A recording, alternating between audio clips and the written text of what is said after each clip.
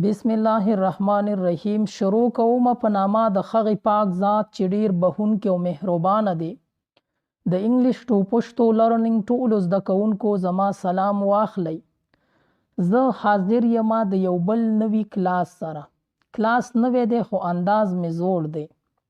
زمونږ ډیر ویور دي او هغوی اکثر ګیله کوي، وایي چې ستاسو کلاسونه ډیر لږ وخت وي. نن مې په دې کلاس کې دا کوشش کړی دی چې دا کلاس لږ غټ جوړ کړم او الله دې توفیق راکړي چې غټ یې جوړ کړم، په نیمه کې یې پرې نږدم. خو تاسو هم ورته خپل زړه کلک کئ او تر اخره یې وګورئ. که چېرې خپل انګلیش ښه کول غواړئ نو ډیره ضروري خبره ده چې تاسو محنت کوئ. بغیر د محنت نه هیڅ کله یو کار خو نه کیږي. چې هر کار کوي د هغې دپاره د محنت ډیر ضرورت وي. نو که غواړئ چې خپل انګلیش ښه کړئ او زده یې کړئ نو راځئ چې شروع کړو. د دې ځای نه ما سره زمونږ چې په دې کلاس کې کوم دی نن یو مشکل الفاظ هم دي په دې کې او د هغې استعمال هم دی، یعنی مشکل الفاظ دي او هغه به په جملو کې هم استعمالوم. راځئ د دې ټکي نه به شروع وکړو.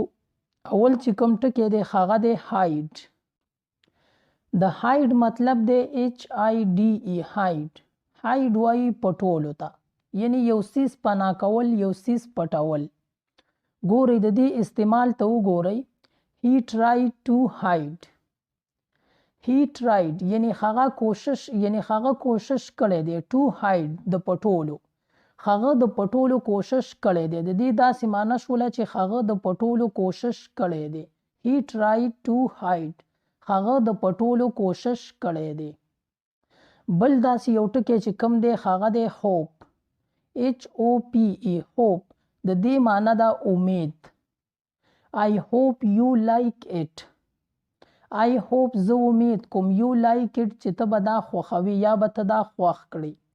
I hope you like it. زما امید دی چې ته به خوښ کړي دا. ښه ګورئ بل چې مخکې کوم ټکی دی هغه دی hate. HATE. د هیټ مطلب دی نفرت، یعنی کرکه کول، نفرت کول. استعمال ته یې ګورئ. I hate the lies. زه د دروغو نه نفرت کوم، کرکه کوم. I hate the lies. زه د دروغو نه نفرت کوم، کرکه کوم. دلته چې تاسو دا کوم لایز وینئ د دې مطلب دی معنی ده دروغ، یعنی په انګلیش کې دروغو ته وایي لای. LIE لای. لای وایي دروغو ته. I hate the lies یعنی زه د دروغو نه نفرت کوم. بل ګورئ که داسې مخکې ټکي وګورئ نو هغه دی hear. HEAR. د hear مطلب دی اوریدل. صحیح ده، اوریدل. د دې استعمال ته وګورئ. He heard nothing. He heard nothing.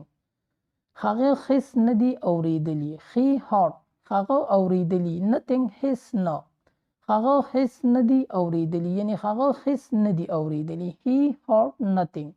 هغه هیڅ نه دي اوریدلي. مخکې ټکي ته وګورئ. inform. په inform کې دا R silent دی. دا R پکې نشي ویلی. inform. د inform مطلب دی خبرول. د دې استعمال ته وګورئ پوه به شئ. I have informed him. I have informed him. هغه ما خبر کړی دی. I have informed him. هغه ما خبر کړی دی. صحیح ده. داسې یو مخکې ټکي ته چې وګورئ نو هغه دی imagine. د imagine مطلب دی تصور، یعنی خیالات، تصورات. دې ته په انګلیش کې وایي imagine. I can't imagine that. زه دا تصور نشم کولی. I can't imagine that. زه دغه تصور نشم کولی. I can't imagine that. زه دغه تصور نشم کولی.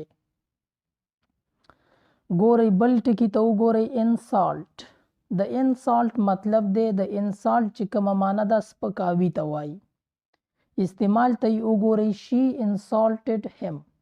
She insulted him. یعنی هغې د هغه سپکاوی وکړو.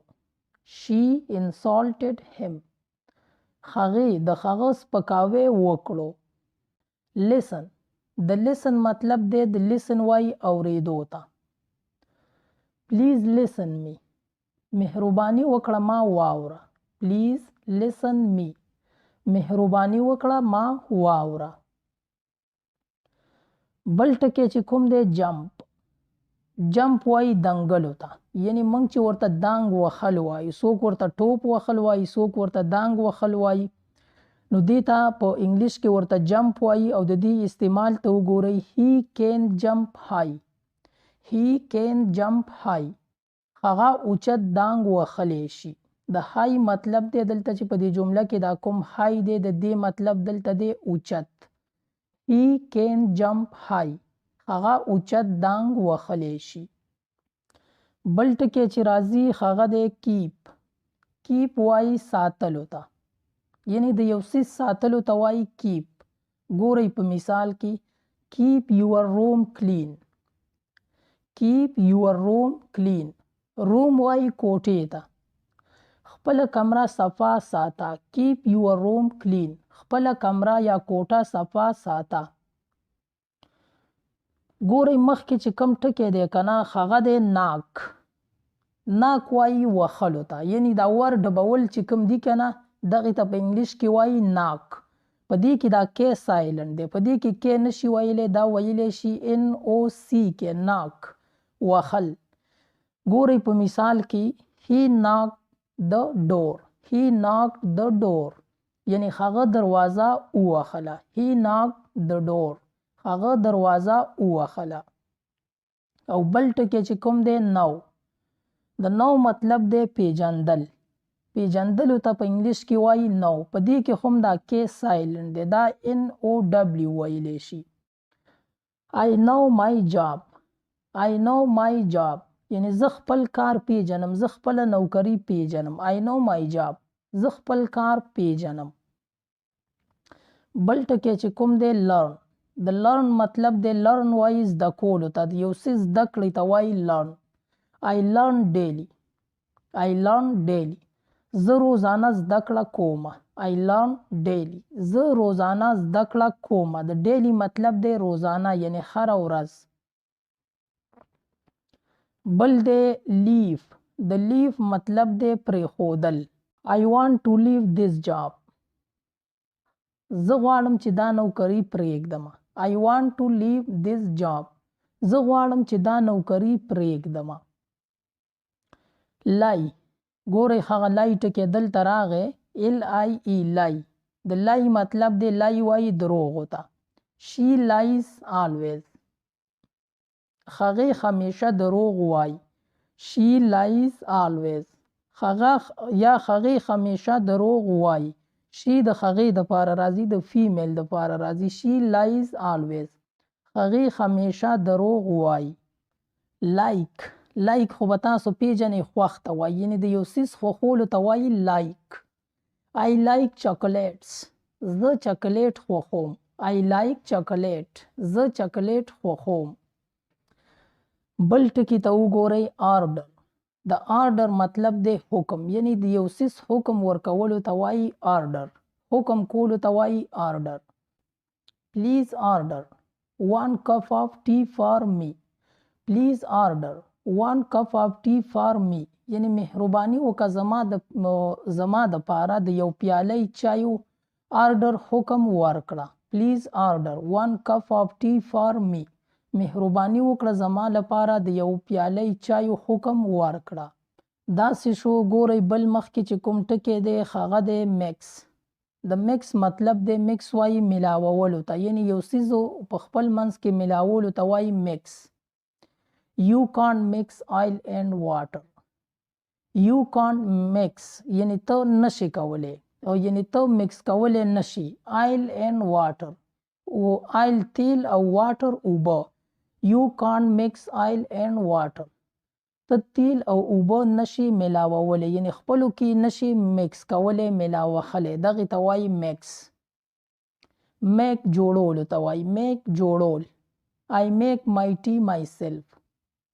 I make my tea myself. یعنی زه خپل چای په خپله جوړوم. I make my tea. زه جوړوم خپل چای. myself یعنی په خپله. I make my tea myself. زه خپل چای په خپله جوړوم. بل مخکې چې کوم ټکی دی هغه دی میټ. میټ وایي میلاوېدلو ته، یعنی د یو دوو تنانو میلاوېدو ته وایي میټ. I will meet you soon. زه به تا سره زر میلاو شم. I will meet you soon. زه به تا سره زر میلاو شم. د سون مطلب دی زر، یعنی زر تر زره. I will meet you soon. زه به تا سره زر تر زره میلاو شم. ګورئ مخکې ټکي ته وګورئ نوټس. د نوټس مطلب دی خبرتیا. په استعمال کې به پوه شئ. He didn't notice. هغه خبرتیا نه وکړي. He didn't notice. دلته didn't چې کوم دی دا د did not short cut، یعنی دا did not وړوکی کړی دی او didn't تی جوړ شوی دی. He didn't notice. هغه خبرتیا نه ده کړې. negotiate. negotiate. negotiate مطلب دی خبرې اترې. ګورئ مثال ته یې وګورئ، استعمال ته یې وګورئ. What are you negotiating? What are you negotiating? یعنی تاسو څه خبرې اترې کوئ. موږ تپوس کوو که نه چې تاسو څه خبرې اترې کوئ. What are you negotiating? تاسو څه خبرې اترې کوئ. ښه دا وشو. مخکې ټکی چې کوم دی need. need وایي ضرورت ته. I need more time. یعنی ما ته د نور وخت ضرورت دی. I need more time. ما ته د نور وخت ضرورت دی. که مخکې ټکی وګورئ هغه دی offend. offend. offend وایي ناراض ته. I am not offended. زه ناراضه نه یم. I am not offended. زه ناراض نه یم. open. د open مطلب دی open وایي کولاولو ته، یعنی د یو څیز خلاصولو ته وایي open. open the windows. کړکۍ کولاو کا. ګورئ وینډو چې کوم دی هغه وایي کړکۍ ته. دلته ورسره اس راغلی، نو چې اس ورسره راغی دا جمع شو، نو چې یو کړکۍ دی اوس کړکۍ شو. صحیح ده. open the windows یعنی کړکۍ کولاو کا. postpone. postpone مطلب دی ځنډول. ځنډولو ته په انګلیش کې وایي postpone. ګورئ مثال کې ورته وګورئ. I postpone my visit. یعنی ما خپل چکر وځنډو. I postpone my visit. ما خپل چکر وځنډو. ګورئ بل ټکي ته improve. د improve مطلب دی ښه. I want to improve my English. یعنی زه غواړم چې خپل انګلیش ښه کړم. I want to improve my English. زه غواړم چې خپل انګلیش ښه کړم. بل ټکي ته که مخکې وګورئ نو هغه دی punish. د punish مطلب دی سزا. Do not punish yourself. خپل ځان له سزا مه ورکوه. Do not punish yourself. خپل ځان له سزا مه ورکوه، یعنی خپل ځان له په خپله سزا مه ورکوه. pray. د pray مطلب دی pray وایي دعا ته. صحیح ده. په مونځ کې چې موږ کومه دعا کوو دغې ته وایي pray. I will pray for you. زه به ستا لپاره دعا کوم. I will pray for you. زه به ستا لپاره دعا کوم. ښه تاسو دې ټکي ته وګورئ permit. د permit مطلب دی اجازه، یعنی د یو خاص څیز اجازه ورکول چاله د یو خاص وخته پورې. دې ته په انګلیش کې وایي permit. I will not permit you. زه به تاله اجازه نه درکوم. I will not permit you. زه به تاله اجازه نه درکوم. progress. د progress مطلب دی پرمختګ کول، یعنی پرمختګ ته په انګلیش کې وایي progress. You are making progress. ته پرمختګ کوي. You are making progress. ته پرمختګ کوي. promise. د promise مطلب دی وعده. promise وایي وعدې ته. I promised him. ما د هغه سره وعده کړې ده. I promised him. ما د هغه سره وعده کړې ده. بل ټکی چې کوم دی protect. د protect مطلب دی بچ کول، یعنی د یو مصیبت نه څوک بچ کول. دې ته په انګلیش کې وایي protect. I want to protect you. زه غواړم چې تا بچ کړم. I want to protect you. زه غواړم چې تا بچ کړم. ها بل ټکي ته وګورئ پروف. د پروف مطلب دی ثابتول. دا خو تاسو ډیر اورئ دا ټکی، یعنی ته ماله پروف راوړه، یعنی ته دا ثابته کړه. ګورئ دی یو مثال ته وګورئ. He proved that. هغه ثابته کړه دغه. He proved that. هغه ثابته کړه دغه. بل مخکې ټکي ته وګورئ پرچیز. د پرچیز مطلب دی اخیستل. I purchased a mobile. ما موبایل واخیستو. I purchased a mobile. ما موبایل واخیستو. کوېسچن خو تاسو ډیر اورئ او ډیرو له به ورځي. کوېسچن وایي سوال ته. I question him. ما د هغه نه سوال کړی. I question him. ما د هغه نه سوال کړی. پوش وګورئ. پوش وایي دیکې ته، یعنی یو څیز له دیکې ورکولو ته وایي پوش. He pushed the table. He pushed the table. هغه میز له دیکا ورکړه. He pushed the table. هغه میز له دیکا ورکړه. پی وایي ادا کولو ته. I paid my all bills. یعنی ما خپل ټول بیلونه ادا کړه. زما د انټرنیټ، زما د کور، زما د بجلی چې څومره بیلونه وو ما ټول ادا کړه. دغه ادا کولو ته په انګلیش کې وایي پی. I paid my all bills. ما خپل ټول بیلونه ادا کړي. د پیک مطلب دی اوچتول، یعنی د یو څیز اوچتولو ته وایي پیک. He picked up the book. هغه کتاب اوچت کړی. He picked up the book. هغه کتاب اوچت کړی. بل چې کوم ټکی تاسو ګورئ ریسیو. د ریسیو مطلب دی ترلاسه کول، یعنی یو څیز وصولول. I received your message.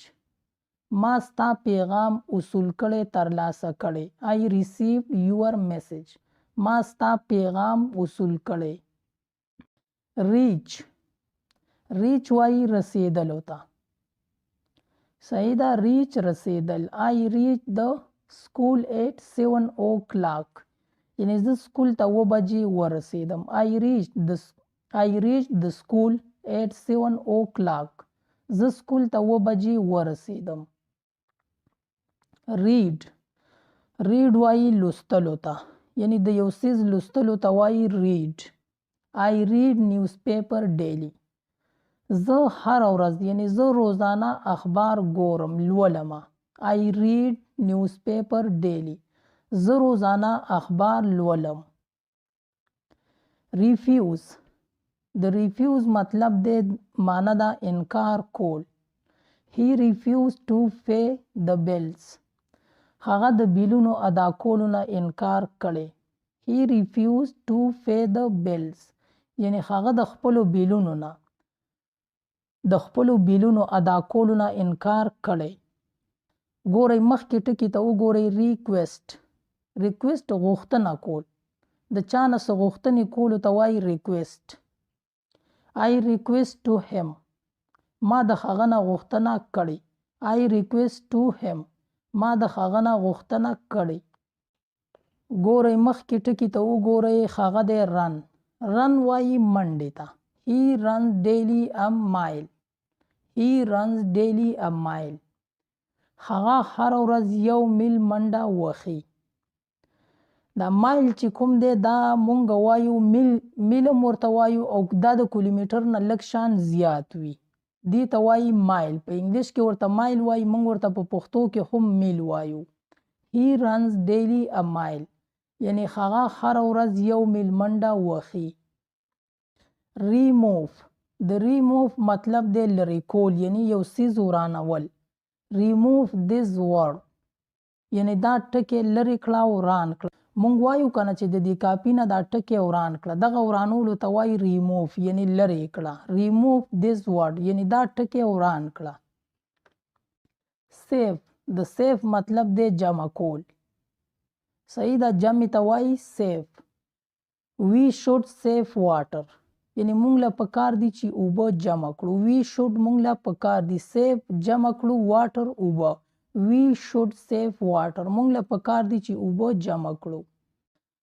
سی وایي د سی مطلب دی لیدل. I saw him in the market. یعنی ما هغه په بازار کې ولیدو. مارکیټ مونږ عامه پښتو کې هم ورته مارکیټ وایو خو اصل کې بازار ته وایي مارکیټ په انګلیش کې. I saw him in the market. ما هغه په مارکیټ کې ولیدو. بل چې کوم ټکی دی شو. د شو مطلب دی ښودل. یعنی د یو څیز ښودلو ته په انګلیش کې وایي شو. ګورئ د دې تاسو یو استعمال ته وګورئ. Don't show your face. خپل مخ مه ښایه. Don't show your face. خپل مخ مه ښایه. شټ. د شټ مطلب دی بندول. شټ بندول. شټ د ډور. دروازه بند کړه. مونږ وایو کنه چې دروازه زنځیر کړه. دغه زنځیرولو دغه بندولو ته په انګلیش کې وایي. په انګلیش کې تاسو داسې ویلی شئ شټ د ډور. دروازه بند کړه. مخکې ټکي ته وګورئ سنګ. سنګ وایي سندرې ته. مونږ وایو کنه چې هغه دغه دی سنګر ورته وایو. مونږ وایو سنګر دی. سنګر دی په پښتو کې ورته مونږ سندرغاړی وایو. خو دلته به هر حال دا ټکی چې کوم دی سنګ دا وایي سندرې ته. He is singing. هغه سندره وایي. He is singing. هغه سندره وایي. sit. sit وایي کېناستلو ته. Can we sit? آیا مونږ کېناستی شو؟ Can we sit? آیا مونږ کېناستی شو؟ مخکې ټکی چې کوم دی smell. smell وایي بوی ته. It smells good. It smells good. یعنی دا بوی ښه دی. It smells good. دا بوی ښه دی. یعنی اصل کې دا smell وایي بوی ته که ښه بوی وي او که خراب وي خو هغې ته په انګلیش کې وایي smell. او خوشبو چې کومه ده هغې ته وایي پرفیوم. د پرفیوم ګورئ د دې استعمال ته وګورئ. Its perfume is very good. یعنی دا خوشبویي ډیره ښه ده. Its perfume is very good. دا خوشبویي ډیره ښه ده. speak ویل. speak ویل. speak less work more. ویل کم کوه او کار ډیر. speak less work more. ویل کم کوه او کار ډیر کوه. spend. د spend مطلب دی خرچ کول. یعنی یو څیز خرچ کولو ته په انګلیش کې وایي spend. She spent all his money. She spent یعنی هغې خرچ کړي. all ټولې. his money د هغه روپۍ. She spent all his money. هغې خرچ کړي د هغه ټولې روپۍ. spit. د spit مطلب ته وګورئ. spit وایي توکلو ته. یعنی د خولې نه څه توکلو ته په انګلیش کې وایي spit. Do not spit here. دلته توکل مه کوه. Do not spit here. دلته توکل مه کوه. اکثر دا نسواریانې نسوار توکي مونږ ویل که دلته توکل مه کوه نسوار ونه توکي. Do not spit here. دلته توکل مه کوه. spoil. د spoil مطلب دی خرابول. یو څیز خرابولو ته په انګلیش کې وایي spoil. Ali spoiled all my plan. علي زما ټول پلان خراب کړو. علي spoiled all my plan. علي زما ټول پلان خراب کړو. بل ټکی چې کوم دی spread. د spread مطلب دی خورول. یعنی څنګه چې خبرې خورېږي په کلو کې دغه خورېدو ته په انګلیش کې وایي spread. He spread the wrong news. هغه غلط خبر خور کړو. He spread the wrong news. هغه غلط خبر خور کړو. او ګورئ بل مخکې ټکی چې کوم دی زما په خیال چې دا ټکي مونږه په دې باندې یو بل کلاس آلریډي موجود هم دی. که غواړئ چې وګورئ هغه د 15 یا 20 منټو کلاس دی. که د ځان سره سیو کول غواړئ نو لاړ شئ ویډیوز ته لاړ شئ. په هغې کې به دا کلاس پروت هم وي. خو بیا هم زموږ ویور زیات شوي دي او نوي ویور هم راغلي دي. نو غواړم تاسو یې هم بیا وګورئ. که چا کتلی وي هم دا بیا وګورئ. تاسو انګلیش به ورسره ښه شي. یعنې داسې په یو ځله کتلو سره خو یادېږي نه. که بیا مو وکتو نو شاید چې څه ناڅه مو په ذهن کې راشي. ګورئ دغه ټکی چې کوم دی alive. د alive مطلب دی ژوندی. Your teacher is a live person. یعنی ستاسو ټیچر استاد ژوندی انسان دی، یعنی د ژوندي زړه والا استاد هم دی. Your teacher is a live person. تاسو استاد د ژوندي زړه والا دی. داسې بل مخکې چې کوم ټکی دی angry. د angry معنی دا غوسه. angry وایي غوسې ته. My father was angry when I came home. یعنی زما پلار غوسه و کله چې زه کور ته راغلم. My father was angry when I came home. زما پلار غوسه و کله چې زه کور ته راغلم. بل داسې مخکې ټکی که تاسو وګورئ هغه دی attractive.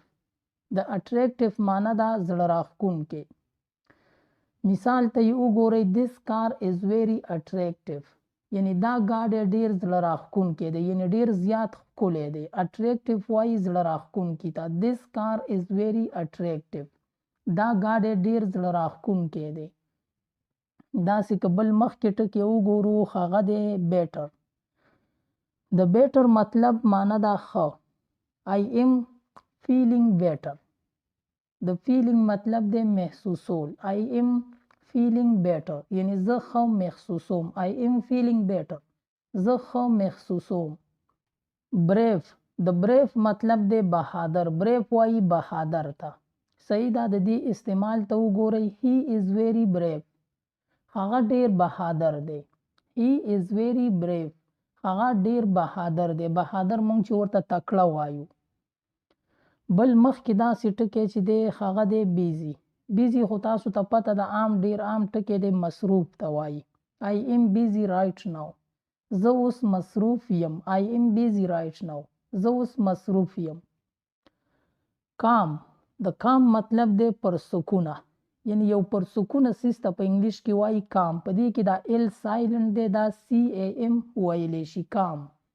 ګورئ استعمال ته keep calm. یعنی پرسکونه اوسه. keep calm. پرسکونه اوسه. careful. careful وایي احتیاط ته. استعمال یې وګورئ be careful while driving. یعنی د ډرایوینګ په وخت کې احتیاط کوه. یعنی کله چې ګاډی چلوي نو احتیاط کوه. be careful while driving. د ډرایوینګ په وخت کې احتیاط کوه. charming.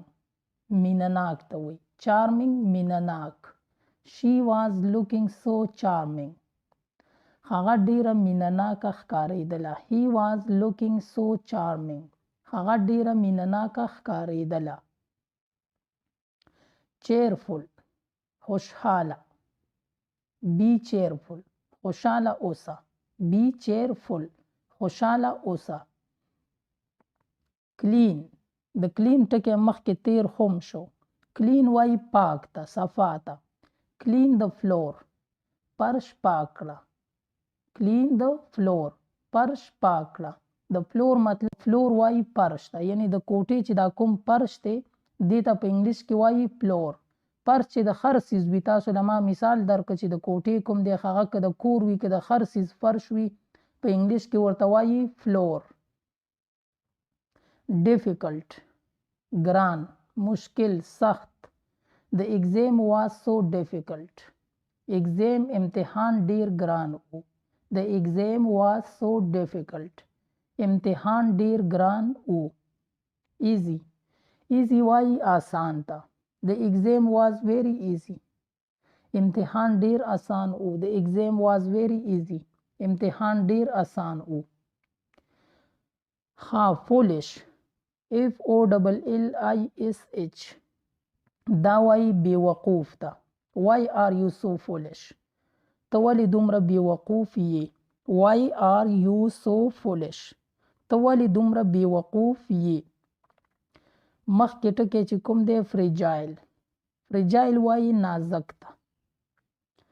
Why are you so fragile? ته ولې دومره نازک یې. Why are you so fragile? ته ولې دومره نازک یې. funny. د funny مطلب دی مزاحیه. You are very funny. ته ډیر مزاحیه یې. You are very funny. ته ډیر مزاحیه یعنی ټوکمار یې. او ګورئ که نه بل چې کوم ټکی دی friendly. friendly وایي دوستانه ته. یارانه دوستانه دې ته په انګلیش کې وایي فرینډلی. هی از ویری فرینډلی. هغه ډیر دوستانه دی. موږ وایو کنه چې هغه خلک ډیر دوستانه خلک دی. هی از ویری فرینډلی. هغه ډیر دوستانه دی. بل ټکی چې کوم دی هیلپفول. هیلپفول اصل کې وایي ګټور مددگار ته. بی هیلپفول ټو ادرس. یعنی د نورو ګټور جوړ شه، مددگار جوړ شه. بی هیلپفول ټو ادرس. د نورو ګټور مددگار جوړ شه. هنګری. هنګری وایي اوږي ته. I am very hungry. زه ډیر اوږی شوی یم. I am very hungry. زه ډیر اوږی شوی یم. او زه خو دومره تیز لګیم. ګورئ بل ټکي ته وګورئ امپارټنټ. امپارټنټ وایي ضروري ته، اخم ته. موږ وایو کنه چې دا سیز ډیر اخم دی، ضروري دی. هغې ته په انګلیش کې وایي امپارټنټ. I have very important work today. نن زما ډیر ضروري کار دی. I have very important work today. نن زما ډیر ضروري کار دی. jealous. پسخیدل. jealous پسخیدل. Why are you so jealous? ته دومره ډیر ولې پسخیږي. Why are you so jealous? ته دومره ډیر ولې پسخیږي. داسې خبرې خو مونږ ډیرې کوو کنه. naughty. شرارتي. Ali is very naughty. Ali ډیر شرارتي دی. Ali is very naughty. Ali ډیر شرارتي دی. poor. غریب. poor غریب. They are very poor people. هغوی ډیر غریبانان خلق دي. They are very poor people. هغوی ډیر غریبانان خلق دي. او بیا که موږ د مالداره خبره کوو نو مالداره ته په انګلیش کې وایي rich. rich مالداره. They are very rich people. هغوی ډیر مالداره خلق دي. They are very rich people. هغوی ډیر مالداره خلق دي. او ګورئ که موږ بل ټکی زه وایم هغه دی selfish. selfish وایي خودغرضه ته. They are so selfish people. هغوی ډیر خودغرضه دي. They are so selfish people. یعنی هغوی ډیر خودغرضه خلق دي. They are so selfish people. هغوی ډیر خودغرضه خلق دي. stupid. احمق بیوقوف. He is a stupid boy. هغه احمق خلق دی. He is a stupid boy. هغه احمق خلق دی. tough. د ټف مطلب دی سختی. یعنی په یو څیز کې چې سختی وي کنه هغې ته په انګلیش کې وایي tough. The exam paper was tough. د امتحان پرچه سخته وه. The exam paper was tough. د امتحان پرچه سخته وه. wisely. wisely وایي په هوښیارۍ سره. مونږ وایو کنه چې دا کار په هوښیارۍ سره وکړه یا خبرې په هوښیارۍ سره کوه. ګوره مثال یې هم داسې وګورئ. talking wisely. په هوښیارۍ سره خبرې کوه. talking wisely. په هوښیارۍ سره خبرې کوه. behind. behind. شاته. look behind you. خپل شاته وګوره. look وګوره. behind شاته. you خپل شاته وګوره. look behind you. خپل شاته وګوره. outside. outside بهر. یعنی د دې کمرې نه چې کوم دا بهر ځای دی دې ته وایي outside. wait outside. بهر انتظار وکړه. wait outside. بهر انتظار وکړه. dull. dull وایي پیکه ته. today is a very dull day. نن ډیره پیکه ورځ ده. مونږ وایو کنه چې نن ډیره یخه پخه ورځ ده. پیکه ورځ ده. نو پیکه ته په انګلیش کې وایي dull. Today is a very dull day. نن ډیره پیکه ورځ ده. ګورئ بل چې کوم ټکی دی evil. د evil مطلب دی بد رد. مونږ وایو کنه بدې خبرې یعنی زما په باره کې بدې خبرې مه کوه. داسې وایو. ګورئ stop talking evil about me. زما په باره کې بدې خبرې یعنی خرابې خبرې مه کوه یا بندې کړه. stop talking evil about me. زما په باره کې بدې خبرې بندې کړه یعنی بدې خبرې کول بند کړه. د evil مطلب شو بد رد یعنی بد ویل. بل چې کوم ټکی دی ill. ill وایي I-double-L بیمار ته. He was ill from the past few days. یعنی هغه د تیرو شوو څو ورځو نه بیمار و. He was ill from the past few days. هغه د تیرو شوو څو ورځو نه بیمار و. Lazy ناراسته سست. Why are you so lazy؟ ته ولې دومره ناراسته یې؟ Why are you so lazy؟ ته ولې دومره ناراسته یې؟ Long اوږد. The journey is long. سفر اوږد دی. The journey is long. مونږ چېرته ځو که نه او سفر راته ډېر وي نو ملګري ته وایي چې سفر اوږد دی. The journey is long. سفر اوږد دی. Lucky خوش قسمته ته وایي. Lucky خوش قسمته. حسن is very lucky boy. حسن ډېر خوش قسمته هلک دی. حسن is very lucky boy. حسن ډېر خوش قسمته هلک دی. Refuse انکار کول. I refuse زه انکار کوم. I refuse زه انکار کوم. Doubting شک. Are you doubting on me؟ آیا ته په ما شک کوي؟ Are you doubting on me؟ آیا ته په ما شک کوي؟ ګورئ بل ټکي ته rubbish. rubbish وایي بیکاره ته. Don't talk rubbish. بیکاره خبرې مه کوه. Don't talk rubbish. بیکاره خبرې مه کوه. Habit عادت. Habit عادت. ها it's your habit to doubt. دا ستا عادت دی چې شک کوي. It's your habit to doubt. دا ستا عادت دی چې شک کوي. Urgent ضروري. I have some urgent work. زما څه ضروري کار دی. I have some urgent work. زما څه ضروري کار دی. Excuse بهانه. Excuse بهانه. Make an excuse څه بهانه جوړه کړه. Make an excuse څه بهانه جوړه کړه. Spying جاسوسي. You are spying on me. ته زما جاسوسي کوي. You are spying on me. ته زما جاسوسي کوي. ها او ګورئ دا اخیری ټکی دی دا درته وایم نو بس به کړمه ځکه چې وخت ډیر وشو. Accept. Accept وایي قبلولو ته یعنی یو څیز قبلولو ته وایي accept. ګورئ د دې مثال ته وګورئ. The company accepted my job application. یعنی کمپنۍ زما د نوکرۍ درخواست قبول کړو. The company accepted my job application. کمپنۍ زما د نوکرۍ درخواست قبول کړو. زه خو وایم چې بس بکړو. بس زمونږ د نن ورځې کلاس هم د دې ځای پورې شو او الله دې وکړي چې بیا هم راځم او نور کلاسونه هم تیاروم ستاسو لپاره. ما هم په خپلو دعاګانو کې یاد ساتئ او تاسو چې هم چرته یئ الله مو ښاد آباد او بریالي لره.